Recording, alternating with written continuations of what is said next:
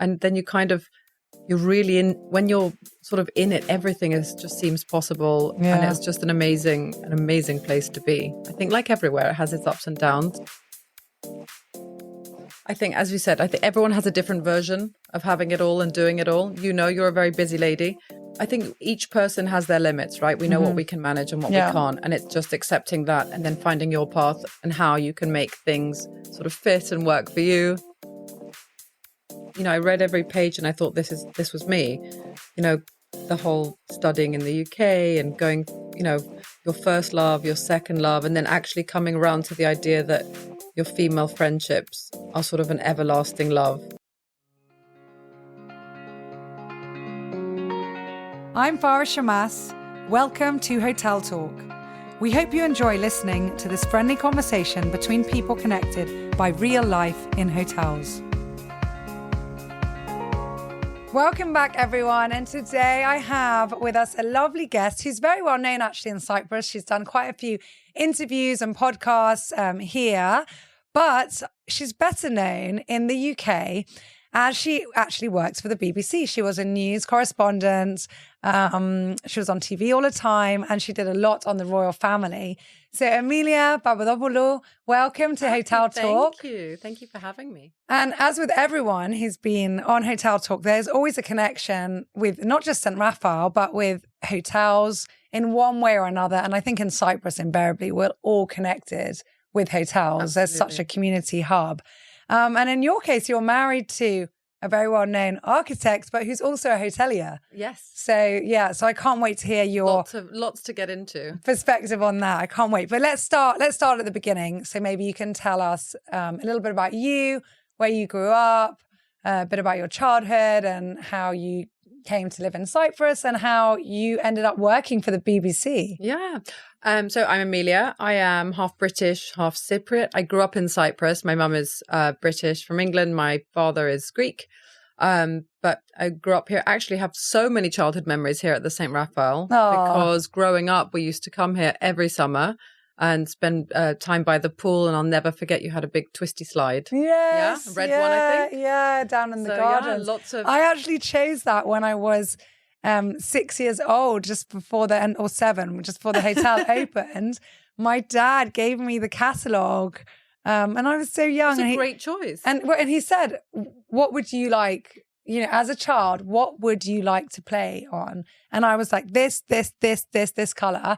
And then they went up and they were here until, about 15 years ago. I'll never forget that slide. So we did spend a lot of time here. Grew up in Cyprus, went to school in Cyprus, then moved to the UK for university and stayed there. Never thought I would come back. I went into journalism, always wanted to be a journalist and started in radio, community radio. Why did you, sorry, I'm interrupting now, but why did you always want to be a journalist? Like what happened that made I think I was just very, I was always a performer as a child, very nosy child, always asking questions, always curious. And I was a performer. I always loved being on stage or performing just to my parents or to myself. And it seemed just like it was my calling to go and ask questions. Because it's quite unusual, I think, in Cyprus. It's not a profession that automatically comes to a lot of households absolutely. Minds or parents. They say lawyer, accountant, we go through the, especially medic. in the school system. You're always sort of pushed towards those to lawyer, dentist, doctor, accountant, as you said. And none of those really ever resonated with me. I always wanted to do something a little bit different, but never really knew how that would play out or how on earth I would ever get there, coming from a tiny place and then going out into the world. And I think it was just one of those, I think I manifested it. Yeah. This is my theory. I was going to say, so how did you do it? So what did you study and how did you, So I studied communications and international relations. And then I did a master's in journalism in London. And it was just a very slow grind doing community radio. I worked at London Greek Radio. They gave me my first ever job reading the news in the mornings and took a bus halfway across London at 4 a.m. to get there. So it was quite a slog, but a great experience. And then I did some experience at Wimbledon for Radio Wimbledon at the time. I was always convinced I wanted to go into radio, was never interested in TV or anything else. And this is before social media. This is before podcasts or anything like that. So for me, radio was just such an incredible medium. I remember going to school every morning and hearing the pips of the BBC World Service. And for my mum, that was sort of her connection to home. And again, this is before the internet. It's before Netflix, before all of this stuff that keeps us so connected now. So I saw the power of radio very, very early on, and I was so interested in it. So that was my number one focus. And then eventually I got into the BBC, working at BBC London Radio in sport. So covering football, tennis, Wimbledon, Queen's tennis, rugby, cricket, a little bit of everything. I'm always interested in this. So sports commentators, do you love sport and you end up with that, or do you just get offered that? Or where is the calling? I started at the very bottom as a producer, basically making cups of tea and coffee, cutting and editing audio. I was very passionate about tennis and didn't know much about other sport, to be completely truthful. But I think they saw I had potential. I really enjoyed the process. I was interested in it. I was never a commentator. I was a reporter. I was a producer. So commentating is just such a talent. I worked a lot with commentators. So I'd often go to the games, produce them, or I'd be the reporter down on the pitch. So they would do the commentary. And then if something had happened, they come down to the pitch and say, Emilia, what's going on? And you sort of you give the color, you do the interviews after a game. Yeah. And because it is, you have to just constantly, it's just a constant speak and comment, and but it's really fun. And I mean, I covered everything from non-league to League 1 and 2, the Championship, the Premier League, Champions League, and it just becomes something that it gets inside you. And I became so interested in it. And I honestly, I love football. I still follow it today. It's amazing. I mean, now I know that there's university degrees that have come out in the last decade where you can study like the science, the art, the culture of football, and really how it brings nations together. Absolutely. Like they've got such an important role. It's not just, a few people kicking around a ball on a pitch of grass or, hitting a ball or whatever it, might be. Yeah, it really has so much pull to it. Absolutely. Yeah. And it brings people together. Mm-hmm. For me, even working a lot in sport and doing a lot of more reporting pieces going out into communities. A lot of the big football teams in London, Tottenham, Arsenal, they always have community strategies and they do things within the community. So a player will go and do that. And just seeing the way it brings people together, like nothing else really, like nothing else I've ever seen, especially those huge games, London derbies, championship games, at Wembley. It's amazing just seeing people come together. People are happy. Sometimes not so happy when their team loses. But it's amazing. And actually one of the most amazing experiences I've ever had in my life was covering the 2012 Olympics. That was, I can never describe it. The feeling, it just ran within me. London during 2012 was absolutely incredible. And seeing people from all over the world and everyone was together and there was just this unity. You walk through London in the middle of the night and there are street parties and musicians playing, and it was all for the Olympics, and it was just absolutely amazing. I mean, what a thing to live through. That is amazing. It reminds me actually of the Jubilee. I can't remember which Jubilee I was in the UK for, but as well, people doing street parties and barbecues and just so happy. And everybody's celebrating. 2012? Yeah, maybe. No, earlier. No, I must have been a student. So the Diamond Jubilee was actually really fun because it was that year when we had the Olympics, you had the Diamond Jubilee, and London was just buzzing. It was buzzing. It was a carnival every single day. It was fantastic. They had the river pageant. There was just these are just amazing. These are the experiences that I'll never forget. And they made it all worth it. So you went from sports and then you were covering the Royals for a time, I went from sports into news. So I started working in news. Again, you kind of go back to the beginning and you're producing. And then I started making my own pieces. So filming, editing pieces on a Saturday. So that's kind of the induction. And you have to be quite technical to do that. I mean, you're talking to me and my brain is already going static. I'm like, already sounds too complicated. I think the news industry has changed so much, whereas, 10, 20 years ago, you'd go out to do a story and you'd have a cameraman, a lighting man, a sound man, a producer, and you'd be sort of a cast of thousands. And I think the way the world is and the fast pace of news, everything is so fast. The way people are consuming news is so fast. And you need to be able to turn things around. I mean, I've filmed pieces that have gone out on BBC News completely on an iPhone. It's possible to do it. So I started doing that, filming my own pieces and putting them together, and then got to the news desk. The news desk is, on the day stories. So you come in the morning, you never know what's going to happen. You never know where you're going to be sent. It could be something kind of boring. It could be something really exciting, a red carpet. You just never know. And I think that was the excitement of it. That's just what made it so fun. Every day is different. And then so I was doing the on the day stuff. I started doing more sort of in-depth pieces, investigations, some documentaries. And then you're really in, when you're sort of in it, everything just seems possible. And it's just an amazing place to be. I think like everywhere, it has its ups and downs. It's a difficult job. It's long hours. It's not glamorous. You're usually in the back of a van doing your makeup in the dark on the side of the M25. But it was an amazing years. And how long were you working with the BBC?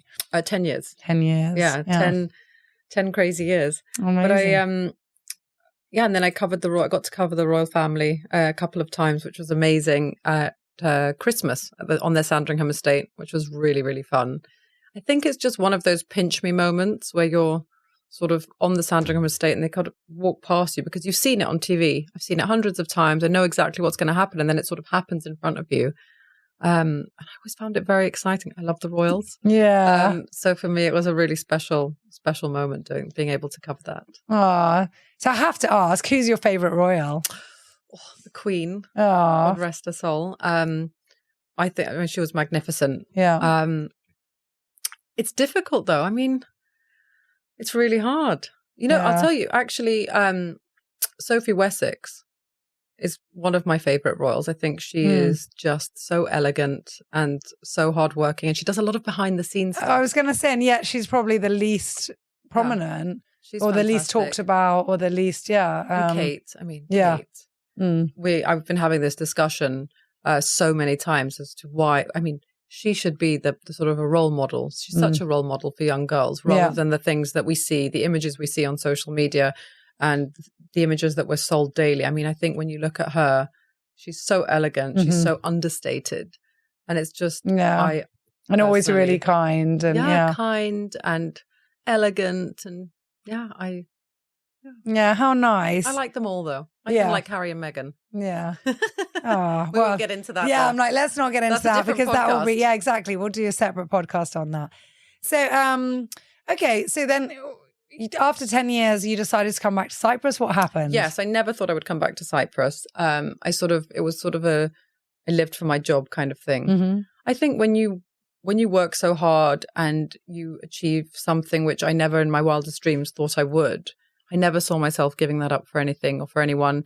But then my husband and I became engaged and we were childhood sweethearts. And I think it was a time when I was really tired. I was tired of the grind, and I had this romantic idea in my head of moving back to Cyprus, having kids, just sort of, just being in a warm place, being at home with my family. I sort of loved and hated the idea at the same time because it went completely against everything that I had been used to for the last 10 years. But I made the decision to leave the BBC full time and come back. And I took a couple of months off. And actually, it was a struggle at the beginning. I think it's really hard when you're so used to doing something every day, and my identity was so much part of my job. I'd walk into a room, I work at the BBC, or people would say, "Oh, I've seen you on TV." It was such a huge part of my existence, or what I thought was what I thought made me. And I thought nobody will be interested in me anymore because I've got no funny stories to tell. I've got no exciting things to say. But actually, I think it was the best decision ever. And it was just before COVID happened as well. So, I mean, it was a great place to be locked down if we can take any good things from such an awful time. But so that was the decision, was to come back. My husband's work is here. And I think I just decided I had enough. So came back here and just sort of still did presenting. I came and went from the BBC a couple of times. And then I had my daughter. And then, of course, as you know, things completely change when you have kids. Yeah, it's like BC and before kids and then after exactly, kids, AC. Yeah. Exactly. So that was another. That was just a rebirth, I guess. You become, I don't know. I felt that was the making of me. Everything before, I completely forgot about because it was just it was a wonderful, wonderful thing. And so here I am. So I still do a lot of journalism, presenting as well, and I work in my family business, which is real estate in the UK, which is very boring but interesting. How do you manage that then? So obviously, if the business is based in the UK, you're doing the admin side here then, and helping with that. Yeah, we have property managers based here, so we run everything from here. We have a team on the ground in the UK. Okay, and it's sort of just liaising and being organised. And journalism, what journalism are you managing to stay in? Yeah, so I do different bits. A lot for the BBC or for someone here, or for someone here, in different publications. Yeah. And then a lot of presenting, a lot of corporate stuff. Yeah, which is not my favorite thing to do, but I love still being on stage and doing things. So just keeping my hand in it, but also being able to have the quiet life. It's like, this is my version of having it all, because I don't think you can. I was going to say, because you even if it's not exactly what you were used to or what you wanted to do, now it's something that fits in with your life, and that's still a part of you. So you still stay in tune. You haven't given up everything or let go of everything, which is nice. And everything happens at its own time for a reason. This is it. And I think it's just coming to terms with it and accepting it. One of my best friends is a correspondent in Pakistan. I mean, she's amazing. And she's living the dream. I mean, every journalist's dream. And she's doing incredible stories and just, I'm amazing. And I part of me is envious because I see her doing these things and I'm like, oh, it's amazing. I would love to be out there in the world exploring and doing things. But on the other hand, I'm just very happy to sit back and watch her do it and be inspired. Because I think, as you said, I think everyone has a different version of having it all and doing it all. You're a very busy lady. I think each person has their limits, right? We know what we can manage and what we can't. And it's just accepting that and then finding your path and how you can make things sort of fit and work for you. And that's what we're trying to do. It's a work in progress, though, isn't it? Absolutely. It's one of my favourite quotes, actually, which I think Oprah Winfrey said, is women can have it all, but not necessarily at the same time. That's it. And it's so true. And I remember when I was pregnant with my first, I couldn't go on one of the business trips that I would normally have gone on every year.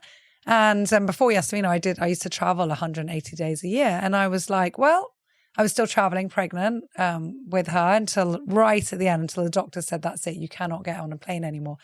And I said to a colleague, all right, well, I'm giving birth in April, so maybe I'll try to come in May. If not, by September, I'm back.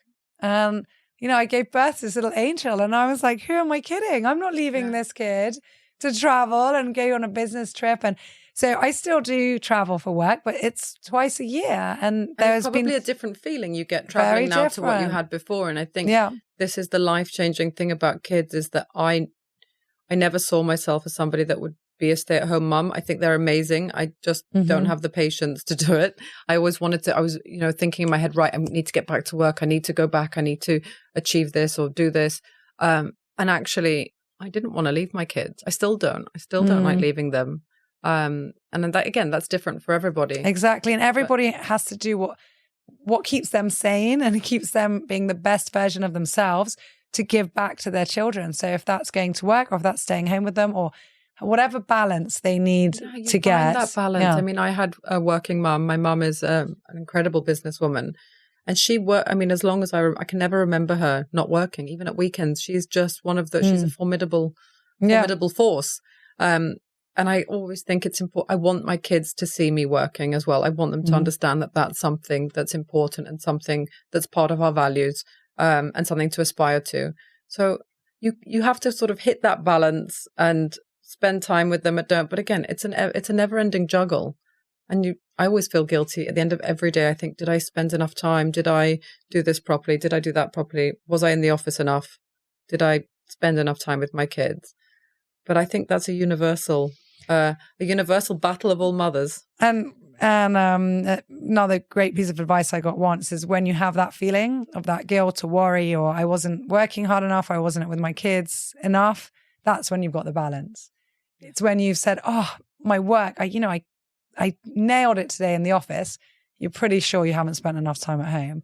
And then when it's like, oh, I gave my kids everything and that's all done and I'm on top of that and home life, then probably you weren't at work. So when you've got that, I'm juggling too much. That's a good thing. I'll remember that. Yeah. So just, you just do you. That's what I always tell people. So obviously your kids have got a daddy who also works super hard and a grandfather and a grandma from your side as well. But I do know your in-laws really well. Also boats in our marina and lots going on there. So tell us a little bit about that, because being married to not just an architect, but a very well-known architectural firm, let's say in Cyprus, owners of, who also went into hotels. Yes. So they have their own hotel. And not only that, they've designed so many hotels. I mean, the Columbia hotels have all been done by them. And you have to tell us what else. So you've now kind of also, unwittingly been submersed more into hotel life. I think the hotel part is, it's amazing for me just to see what my father-in-law and my mother-in-law brought to life, which was a small village house that we would go to at the weekends when we were little. And it was one house in the village of Lofu in Cyprus. And it was sort of their weekend getaway house. And it was just so idyllic and beautiful. And we'd have barbecues and we have so many amazing memories there. And I think Lofu is one of those villages, like many villages, that over the years has had a huge population decline. And they bought up a few of the other little houses around and they created this, I think you've been there. Yes, I've been. This sort of beautiful, peaceful hideaway called Apocrypho, which is lots of little village houses, each one completely different. My mother-in-law is an interior designer, so each one has its own personality and characteristics. The food is amazing. It's one of my favorite places to be, and it's such a great little hideaway. But as well, I don't know how to run a hotel. My husband does that, but it's hard work. It's really, really hard work. And it's a constant grind. And he's an architect as well. So he does that too. But I think Apocrypho is a real passion of his, bringing it to life, seeing people happy. When guests leave a nice review, it just means so much because it is a family. It's very much a family business. It's a very small, it's not the size of... Yeah, I think, how many, is it like 10? Something like that, this, shouldn't I? No, not I think at all, it's don't about worry. 10. I know it sleeps 30. I think it's 30. about 10 little...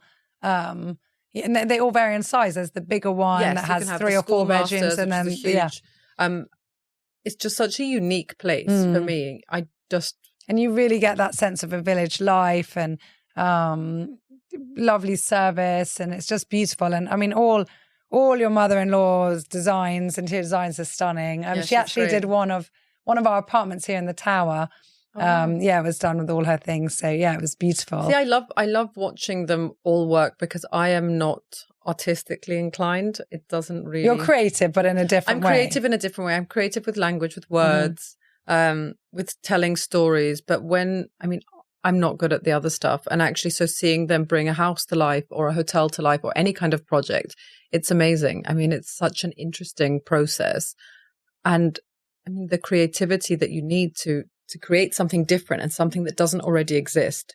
They're a talented family. I hope my children take on. Well, I think they'll get talent from both sides. So, hope so. Yeah.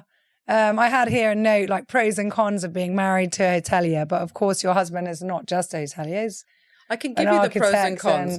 Pros, getting to travel to really cool countries and go and visit amazing hotels just to see how things run, inspiration on the architectural side and also on the hotel side. So he sort of takes ideas from places that we go to of things that might work, or we kind of sometimes we went to this hotel in St. Lucia in the Caribbean.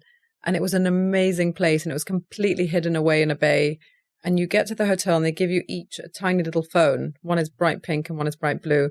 And it's sort of your way to communicate with each other when you're in the resort, so that you can leave your mobiles at home, or you can just, and I didn't realize why, but it was such a huge place that sometimes you needed to call somebody. So they give you these little phones. And so he had the idea, oh, maybe that would be a great idea. And actually that was one that maybe we didn't need there, but we just, things like that you can kind of take from different places, inspiration. So that's definitely a pro, getting to travel to nice places and different places for inspiration. Pros, the food. I love going up to Abogriffo and eating the food, the fireplaces. The cons are definitely the calls in the middle of the night when something goes wrong, because it does go wrong. You know, I'm in property management, so I kind of also understand that part. And when it's your hotel, it's a people industry, absolutely. And when it's your hotel, you're sort of there 24 hours a day. You have to be. Yeah, doesn't so close. It's not an office that closes ever. I'm the widow of the hotel industry. So that's definitely a con. And also, but I don't think there are any other cons. Just the hours, the unrelenting hours. But you know, I think we both sort of are used to that in both of our respective jobs and industries. That it's just another day. Ah, well, that's so nice. So I ask many people this question: do you have a favorite book or a favorite quote that you would like to share with people, or something that like inspires you and gets you through days? Favorite book. Oh, there's so many favorite. I'll tell you a book that I've read recently in the last couple of years. I actually read it twice because it really resonated with me. It's called Everything I Know About Love by Dolly Alderton. And it's one of those books that... I don't know that book. It's really good. Is it fiction? Is it... No, what is it? It's sort of a semi-autobiographical, and it's millennial sort of coming of age. And I just, I read every page and I thought this was me. The whole studying in the UK and going, your first love, your second love, and then actually coming around to the idea that your female friendships are sort of an everlasting love that will always be with you, and that everything else sort of comes and goes. But it's just so well written. She's got such an amazing way with words. Anything by Nora Ephron. Obsessed with Nora Ephron. Favorite quote. The quote that I love is, I think I actually heard it on Oprah's podcast. It was a Maya Angelou quote that says, "When you know better, you do better." And I think that everybody everyone can apply that to their lives, because I think we've all made mistakes. Nobody's perfect. Yeah. And not just for ourselves, for other people. And I just think when you know better, you do better. And I always use that just not to put pressure on myself. If I have, made a mistake. And not to be afraid of making mistakes. That's it. You just move on from That's there. it. Yeah. And you learn from them. And it's also an encouraging quote. I love that quote as well, because it encourages us to learn, to keep learning, so that we can become better versions of ourselves. Without sort of taking that baggage of the past and mistakes with you. I think that's really important, because it's so easy to do that, to sort of hold, not grudges, but to hold negative thoughts. And I use that quote to help me flush them all away. I'm trying to lead a clean life over here. So that quote, and I think people inspire me. My children inspire me. I take inspiration from a lot of things. We're obsessed with this series at the moment, Yellowstone. I don't know if you know it. I haven't seen it. About cowboys in Montana. And I'm obsessed with the idea of moving to Montana and living on a ranch. I don't know how to horse ride. And I'm obsessed with this idea. And I've been inspired. I've been inspired to move to Montana and live on a ranch. And I keep saying to Victor, we need to look at ranches in Montana. Yeah. And he thinks I'm mad. And probably well, he's right. You never know. You never know in life. And also what someone's dream at some point might change, later on. And I think we're always evolving. Allowing for that ever changing and evolving, evolution, and just never stop dreaming, because I think you never know what the possibilities are. And absolutely. I think that's my one thing that I've always wanted, just to keep dreaming and to keep trying to do my best. And if it doesn't work out, then we just move on to the next thing, but not to be afraid. Yeah. I couldn't agree more. That's beautiful. And my daughter says that as well. Never laugh at anybody else's dreams. That's it. Bonus question from our crystal ball. So pick anyone you like. I'll read it to you. Oh, you're going to read it to I'll me. read it to you. And then, so yeah, this is the team effort. I'm running out. I'm getting low. I've got to get the team to write more. You can see That's so this is the fun. previous. So wow. everybody in the hotel writes random questions or questions that they think are important. And we collect them. And then everybody on this podcast gets to pick one and answer it. So this one is, if you had to choose your favorite age or stage of your life, what would it be and why? Oh, that's a really good question. Good one, That's a really good question. I often think that I would like to be a toddler again because life is so easy when... because you've got a toddler. You're like, I want to be fed. But life is so just fed and patted and, pushed around in a pram all day. And it's a crime that we just never get to. That part of our lives is not a conscious part. But actually, I think my favorite part is now. I think it's, you get to an age where you know who you are. You become more confident in yourself. And you're not so afraid of the things you once were afraid of. And I think we all fear getting older. There's this thing in society, especially amongst women. It's an ageist society, for sure. And we do everything possible to look younger and to pretend we're act younger and to dress younger. And I think actually sometimes I'm guilty of it as well. I'm obsessed. If I see a wrinkle, I go into a panic. But I think it's such a privilege to age. It really is a privilege to age. That not everybody gets. That not everybody gets. And I think I feel like I'm happier now. I enjoyed my 20s. My 20s were probably the funnest part of my life, the funnest time, the most exciting time. But I look back and I don't think I really knew who I was as a person. I was a little bit, definitely quite insecure, still figuring out what I wanted to be, who I wanted to be. And I think you get to your 30s, your 40s, and as you get older, you become a lot more sure of yourself. And I think that is also a privilege. It's such a nice thing just to wake up every day and not feel the need to put on an act or be anybody else to prove yourself. And I feel that is the biggest blessing of where I am currently and where I'm going. I don't know where I'm going, but I just hope that I can still keep learning and keep doing. But I think it really is just a privilege to live and to enjoy life.